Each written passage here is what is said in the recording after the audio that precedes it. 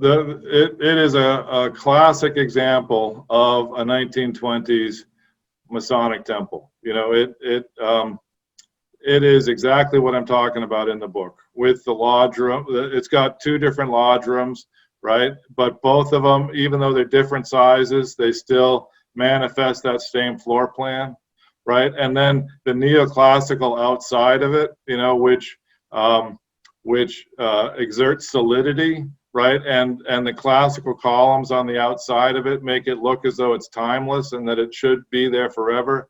Looks like it stretches back into antiquity, but also because it's a timeless architecture, it never goes out of date, so that it looks as though it's kind of a solid institutional identity, and that people will want to be a member of the fraternity because that they have that identity of solidity in the building. Yeah, so the unfortunate thing is that buildings like that all across North America are being lost as the fraternity decides that they can't afford to maintain them anymore.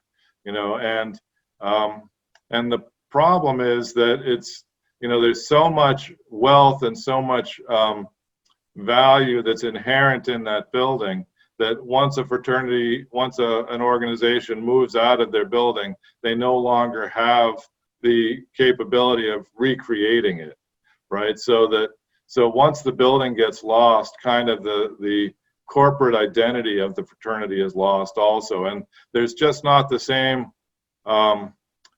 draw to going to a meeting that's being held in a church basement, or, you know, in a rented function room in a hotel out on the strip. It's just not the same as meeting in a purpose-built spectacular building like that. So I consistently urge fraternal organizations to do everything they possibly can to maintain and keep their building. It seems like you're doing a good job of that you have other tenants coming in and using the building. Yeah,